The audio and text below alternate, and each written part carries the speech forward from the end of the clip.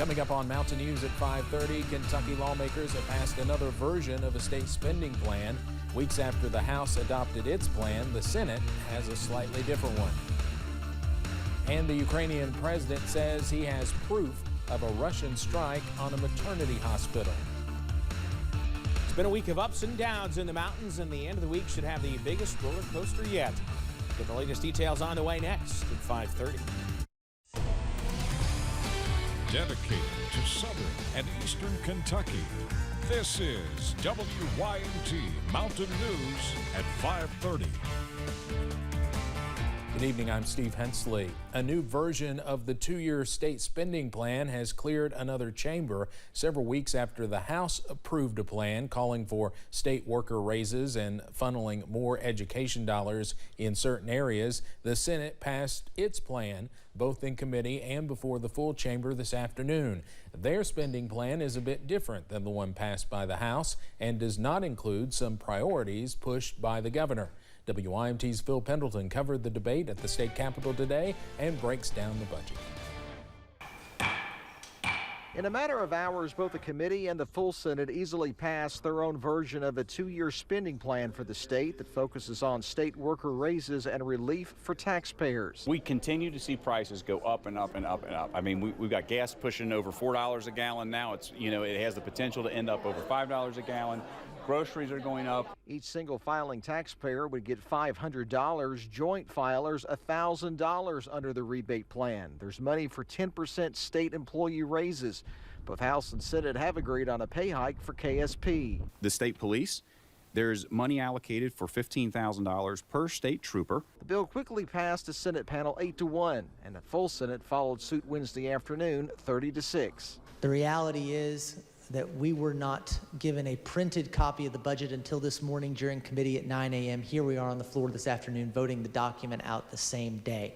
The Senate version is different from what the House approved and what the governor wanted. One of the key differences in what the governor wanted is that the Senate budget does not include funding for full-day kindergarten. Some Democrats who spoke out against the bill said education was increased but fell short in some areas. We don't fund universal pre-K, which we would have enough money to do that, Mr. President, for 20 years. Teacher raises aren't spelled out, but McDaniel says that money flows through a classroom funding formula for that. And so this allows them the flexibility to maintain their own current board policy. And if they want to do raises, absolutely they can. It will be different by district, but the money's there for them to do it if they want to. The budget spends more than $25 billion over 2 years. In Frankfort, Phil Pendleton, WYMT Mountain News.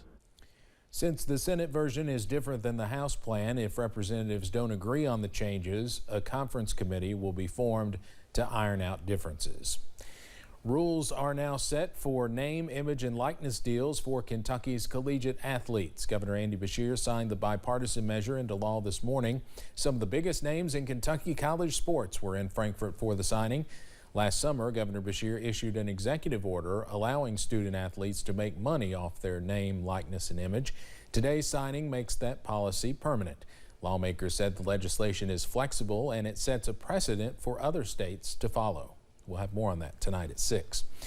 A man charged in a high-profile Madison County murder had a preliminary hearing this morning. Shannon Gilday is accused of shooting and killing Jordan Morgan during a violent home invasion in February. Cross-examination by Gilday's attorney revealed that Gilday told police in an interview that he thought he needed to get into the Morgan family bunker for security. Detective Cameron Allen told the court that Gilday believed he and his family were not safe given recent world events. This morning, the judge found probable cause and sent the case to a grand jury.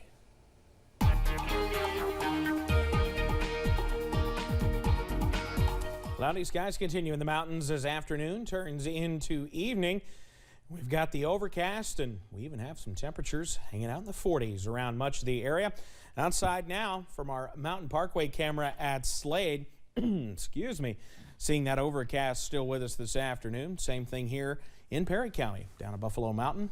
All things are cloudy out there this afternoon. Temperatures remain on the cool side. Some areas cooler than others. Pine Mountain at 38, Wise at 37, Logan at 39. We've got some low 40s in the Big Sandy and some middle and upper 40s as you head into the Cumberland Valley. Clouds continue to slowly work out of the region from west to east, but I think we'll continue to see those as we head into the overnight. We do have high pressure moving in behind this area of clouds, so we may see a few areas of clearing tomorrow. Keep that WYMT weather app handy, though, because while you may not need it for rain tonight or tomorrow, as we head into Friday and Saturday, that's a different story. For tonight, though, you see temperatures down into those middle and upper 30s with mostly cloudy skies. I'll have the latest on that chance for a visit from Old Man Winter coming up in just a few minutes. Steve? Evan, thank you. Pentagon officials tell CBS News that Russia has been slowed but not stopped in its invasion of Ukraine. But the Russians are turning more and more to so-called dumb bombs, which result in higher civilian casualties. CBS's Skylar Henry has the latest on the war in Ukraine from the White House. Ukrainian President Volodymyr Zelensky tweeted out video he says shows evidence of a Russian strike on a maternity hospital. Russia's aggression has already killed and injured innocent people and forced more than 1.5 million Ukrainians to flee their country. Zelensky once again called on the West to impose a no-fly zone over Ukraine, something NATO says it won't do. The U.S. also shot down a Polish plan to give Ukraine Russian-made jets, but only if they are first delivered to Germany and then flown from a U.S. base to Ukraine. I think it's pretty clear it doesn't require a military expert to understand why having planes fly from a U.S. airbase into a contested part of a country where there is a war is not in our interest and not in NATO interests. President Biden tweeted out that he's looking to Congress to pass an additional $12 billion in funding to send weapons and humanitarian relief to Ukraine. President Zelensky thanked the U.S. for banning Russian oil, but admonishment doesn't stop with government sanctions. Coca-Cola, McDonald's, Starbucks, and other corporations have all announced they are halting sales in Russia. The fact that the Russian people aren't being told the truth. But they will be seeing now, by the fact that shops are closing, they're not able to get the goods that they were able to get, exactly the implications that Putin's aggression in Ukraine is having for Russia. Social media showed people lining up at McDonald's in Moscow before the store closes. Skylar Henry, CBS News, the White House. A State Department official says Poland did not consult with the U.S. before issuing a statement announcing its plan to provide jets to Ukraine.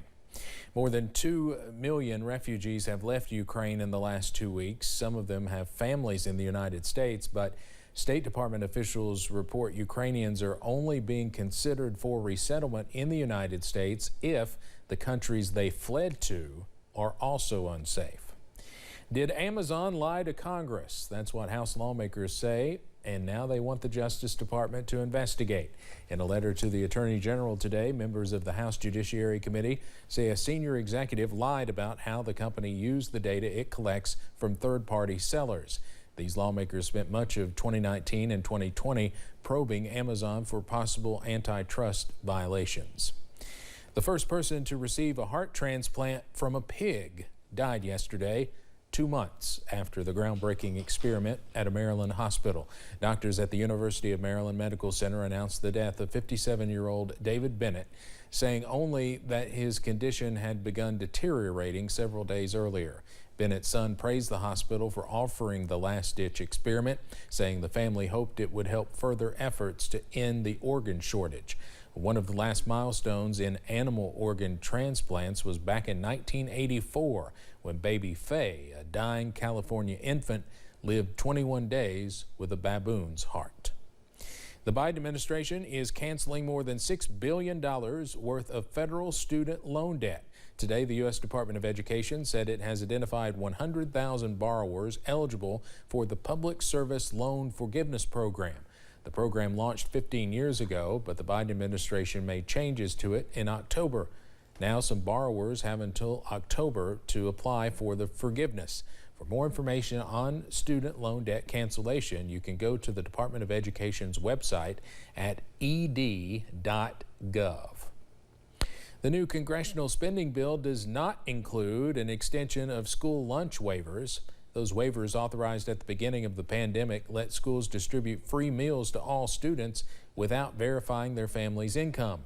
The waivers also give districts the flexibility to offer grab-and-go meals for kids who are quarantining or studying remotely. The USDA reports about 30 million students now receive free school meals. That's up from about 20 million children who qualified before the pandemic. Some lawmakers are pushing to extend the waivers for another year to give schools and students more time to transition back to pre-pandemic requirements. Coming up on Mountain News at 5:30, gas prices reach a record high for a second day in a row. We'll have some advice on how to cut those fuel costs. And temperatures headed back up over the next couple of days before the bottom falls out of the thermometer. We'll get the latest on the way next. WYMT News app offers alerts on breaking stories.